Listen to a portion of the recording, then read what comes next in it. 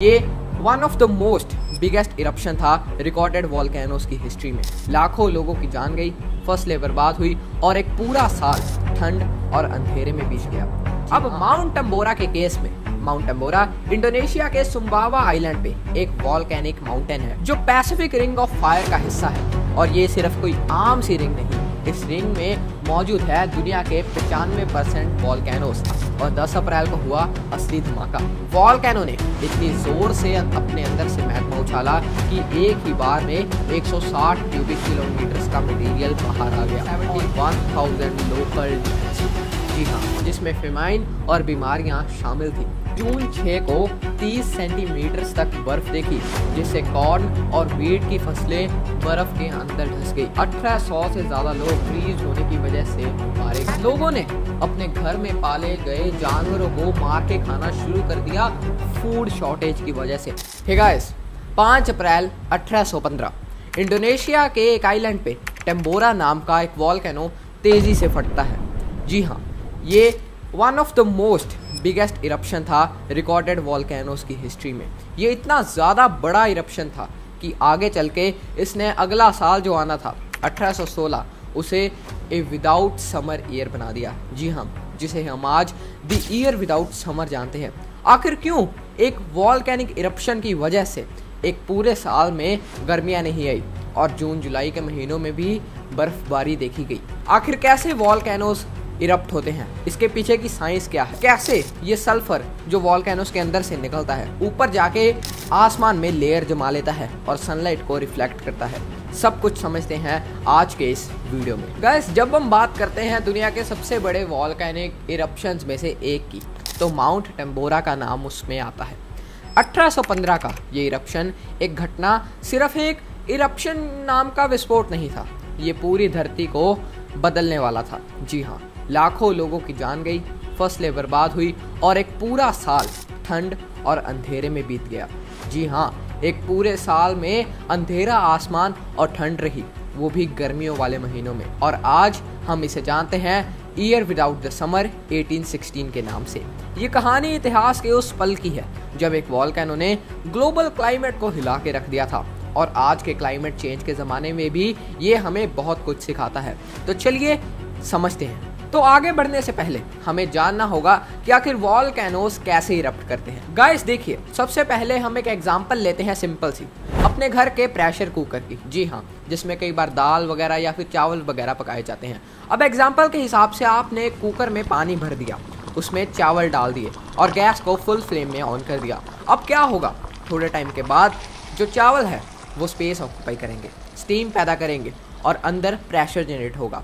अब thanks to the whistle जो ढक्कन के ऊपर लगी हुई है, सीटी जिसे हम कह देते हैं, वहाँ से एयर प्रेशर जब ज़्यादा बढ़ जाएगा तो स्टीम बाहर निकलेगी। जी हाँ, और थोड़े टाइम के बाद आपके चावल पक जाएंगे। अब सोचिए, उस ढक्कन में से वो वेंट, जो वो छोटी सी सीटी है जिससे प्रेशर से स्टीम बाहर निकलती है, उसे वहाँ से हटा दिया जाए। जी हाँ, उसे वहाँ से हटा के सील कर दिया जाए, मतलब ऊपर से कोई वेंट ना हो जहाँ से स्टीम पास कर सके और इसका ढक्कन एयर टाइटली क्लोज कर दिया जाए। अब कुछ टाइम बाद क्या होगा, स्टीम का अंदर प्रेशर बनेगा, ज़ोर से अंदर जो स्टीम है वो बाहर निकलने की कोशिश करेगी, हर तरफ प्रेशर डालेगी और थोड़े टाइम के बाद जब उसे रास्ता नहीं मिलेगा बाहर निकलने का तो ऊपर का ढक्कन फट जाएगा। जी हाँ, उस टाइम कुछ ऐसा होगा। ऐसे ही होता है वॉल्केनोस में। देखिए, जब धरती, एक प्लेन धरती की 2 प्लेट्स आपस में स्लाइड कर जाती हैं, मतलब धरती का एक हिस्सा धरती के एक हिस्से के नीचे चला जाता है स्लाइड करके, तो नीचे धरती का टेम्परेचर गर्म होता है, तो वहां से ये जो मिट्टी धरती के अंदर गई है वहां पे मेल्ट होके मैग्मा का रूप ले लेती है और ये मैग्मा बढ़ता रहता है। जी हाँ, ये एक्सपैंड करता रहता है धरती के अंदर ही और इसे जगह चाहिए अपने आप को बाहर निकालने के लिए, तो ये एक्सपैंड करता रहता है और जहाँ कहीं पास में इसे कोई पहाड़ या फिर कोई ओपनिंग दिखती है वहाँ से ये एक्सप्लोड कर जाता है।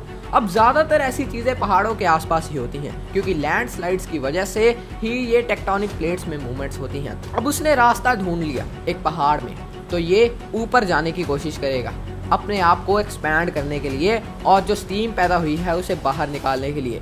स्टीम की फॉर्म में नहीं, लावा या फिर मैग्मा की फॉर्म में इसमें सल्फर गैस भरी हुई है। अब इसे रास्ता मिल गया, ये ऊपर को जाता है और जब प्रेशर नीचे ज़्यादा बढ़ जाए, मतलब या हीट ज़्यादा पैदा हो जाए या फिर मैग्मा ज़्यादा बढ़ जाए, तो ये मैग्मा चैम्बर्स में इकट्ठा हो जाता है और मैग्मा चैम्बर से जब प्रेशर ज़्यादा बढ़े तो ये ऊपर को एक्सप्लोड कर जाता है और ऐसे पैदा होती है एक वॉल्केनिक इरप्शन। अब माउंट टम्बोरा के केस में, माउंट टम्बोरा इंडोनेशिया के सुम्बावा आइलैंड पे एक वॉल्केनिक माउंटेन है जो पैसिफिक रिंग ऑफ फायर का हिस्सा है। अब आखिरकार पैसिफिक रिंग ऑफ फायर क्या चीज़ है? देखिए, Pacific ring of fire Pacific ocean के साउथ अमेरिका के साउथ साइड से नॉर्थ अमेरिका को कवर करके, यूरोप को कवर करके नीचे आते आते न्यूजीलैंड तक आता है। ये आपस में एक पूरी रिंग सी बन जाती है और ये सिर्फ कोई आम सी रिंग नहीं, इस रिंग में मौजूद है दुनिया के 95% वॉल्केनोस। जी हाँ, और ये दुनिया के 75% अर्थक्वेक्स और सुनामीज का जिम्मेदार है। और इसी पैसिफिक रिंग ऑफ फायर का हिस्सा था ये टम्बोरा वॉल्केनिक माउंटेन। अब ये एक ऐसा एरिया है जहाँ जमीन की प्लेट्स हिलती रहती हैं और इसी वजह से छोटे मोटे वॉल्केनिक इरप्शंस, छोटी मोटी सुनामीज और बड़े अर्थक्वेक्स भी यहाँ आम सी बात है। अब टम्बोरा करीब 13,000 फीट ऊंचा एक माउंटेन था और उस टाइम पे ये एक फर्टाइल और हरी भरी जगह थी। वहाँ टम्बोरा किंगडम के लोग रहते थे जिनकी संख्या करीब 10,000 के आसपास की थी। ये लोग फार्मिंग करते थे, राइस उगाते थे और इनकी जिंदगी काफी नॉर्मल सी थी। अब ये वॉल्केनो कुछ 3-4 साल पहले ही एक्टिव हो चुका था। 1812 में ही छोटे छोटे अर्थक्वेक्स और रंबलिंग यहाँ होने लगे, मतलब छोटे छोटे पत्थर यहाँ से बाहर आते रहते थे। लेकिन लोगों ने उस टाइम ज़्यादा ध्यान नहीं दिया क्योंकि उस टाइम पे साइंस आज जैसी एडवांस्ड नहीं थी, तो लोगों को आइडिया नहीं था कि ये आगे चल के कितना खतरनाक हो सकता है। अब जान लेते हैं कि आखिरकार हुआ क्या था। देखिए, ये घटना 1815 में हुई थी और ये दुनिया की सबसे बड़ी रिकॉर्डेड वॉल्केनिक इरप्शन में से एक थी। इसकी शुरुआत होती है 5 अप्रैल को, जब वॉल्केनो ने पहली बार मैग्मा ऊपर को उछाला। अब ये एक छोटा सा धमाका था ऐश और गर्म पत्थर का, जिसे हम प्यूमाइक के नाम से भी जानते हैं। ये तेजी से हवा में उड़ने लगे और आसपास के गांव में आग लग गई। इस दिन कुछ ज्यादा नहीं हुआ, लेकिन असली शुरुआत हुई 10 अप्रैल को। ये 5 अप्रैल से 10 अप्रैल तक चला और 10 अप्रैल को हुआ असली धमाका। वॉल्केनो ने इतनी जोर से अपने अंदर से मैग्मा उछाला कि एक ही बार में 160 क्यूबिक किलोमीटर का मटेरियल बाहर आ गया। और ये इतना है कि अगर आप इमेजिन करें तो ये माउंट एवरेस्ट से 30 गुना ज्यादा वॉल्यूम में बड़ा है। अब इस ब्लास्ट की आवाज़ 2600 किलोमीटर दूर तक सुनी, जैसे 100 कैनन्स यानी तोपे एक टाइम पे ही फायर कर दी गई हो। ये इरप्शन वॉल्केनिक एक्सप्लोजिविटी इंडेक्स पे 7 थी, जो काफ़ी बड़ा नंबर है। क्रैकोटा जो 1983 में एक्सप्लोजन हुआ था, जिसकी साउंड काफ़ी ज़्यादा आई थी, ये उससे भी बड़ा था। अब इरप्शन के तुरंत बाद आखिरकार क्या हुआ? देखिए, पायरोक्लास्टिक फ्लोस देखे गए।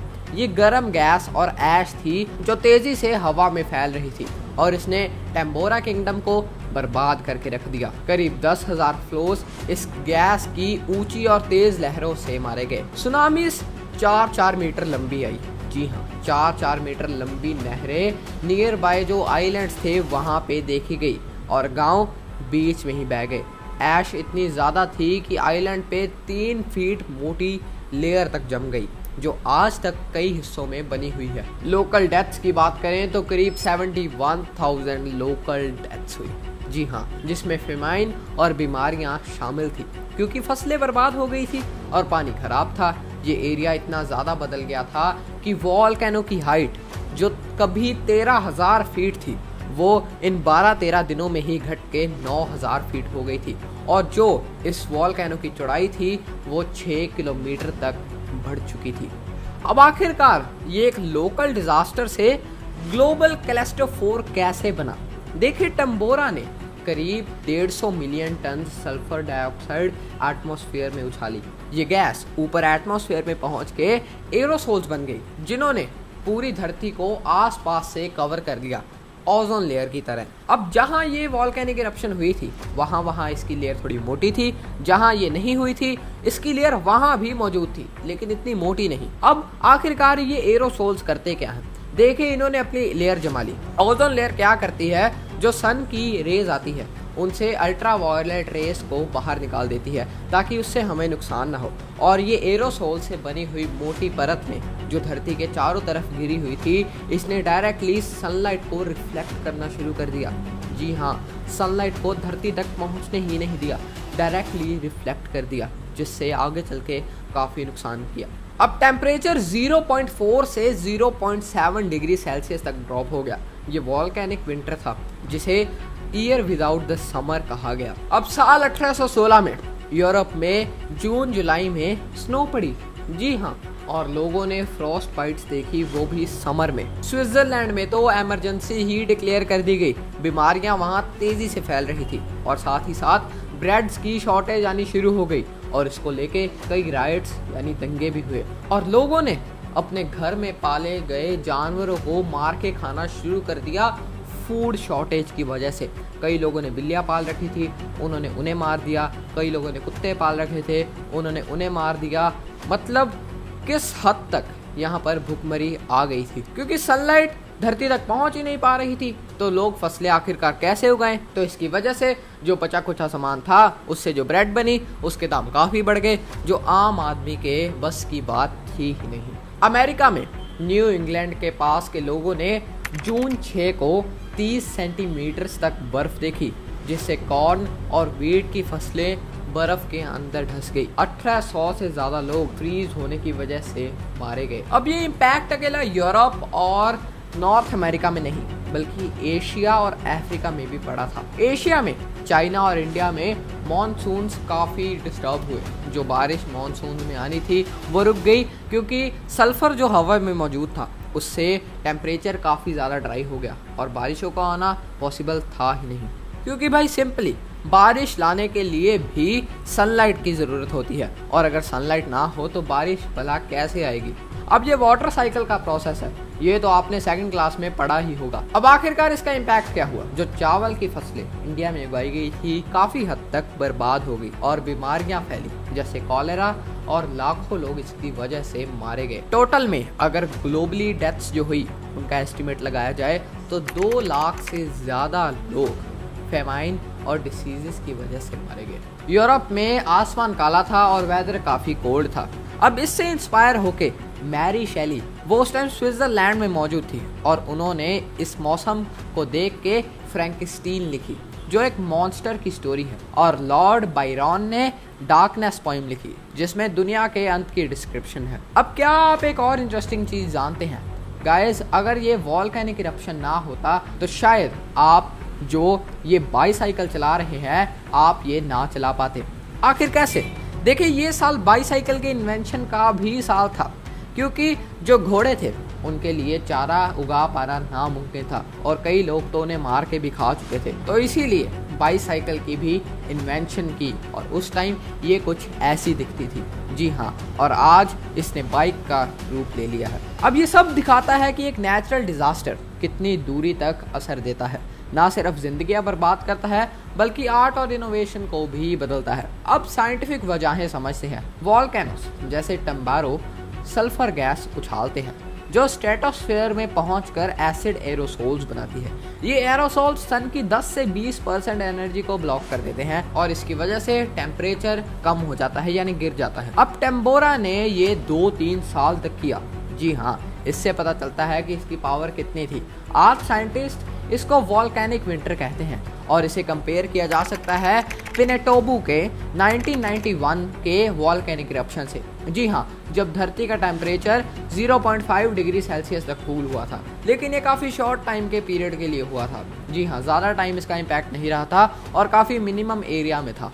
तो वॉल्केनोस आज भी थ्रेट दे रहे हैं। आइसलैंड के रिएकजेंस वॉल्केनो में कई इरप्शंस देखे गए हैं। जी हाँ, जिन्होंने एविएशन को काफ़ी डिस्टर्ब किया है। कई ऐश क्लाउड्स भी देखे गए हैं और फ्लाइट्स इसकी वजह से वहाँ कैंसिल की गई हैं। अब ये टेम्पोरा जैसा तो नहीं है, पर उसे रिमाइंड कर देता है कि भाई पहले भी एक सुपर इरप्शन हुआ था जिसने क्लाइमेट को काफ़ी बुरी तरीके से चेंज किया था। अब मेल्टिंग ग्लेशियर्स इस एक्टिविटी को और ज़ोर से बढ़ाते हैं। जितने ग्लेशियर्स मेल्ट होंगे ओशन में उतना प्रेशर ज़्यादा बढ़ेगा और उतनी प्लेट्स की मूवमेंट होगी। IPCC की रिपोर्ट्स के मुताबिक फ्यूचर में ये रिस्क बढ़ेंगे। गाइस, टेम्बोरा हमें सिखाता है कि नेचर की पावर किस हद तक जा सकती है कि पूरे 1 साल तक गर्मियां ही ना देखी जाए। अब कमेंट्स में ज़रूर बताइए कि अगर आप इस स्थिति में होते तो आप क्या करते। अगर आपको भी पूरे 1 साल तक जून जुलाई के महीने में भी बर्फबारी और ठंडे तापमान को फेस करना पड़ता तो आपका रिएक्शन क्या होता। मिलते हैं नेक्स्ट वीडियो में। Stay curious.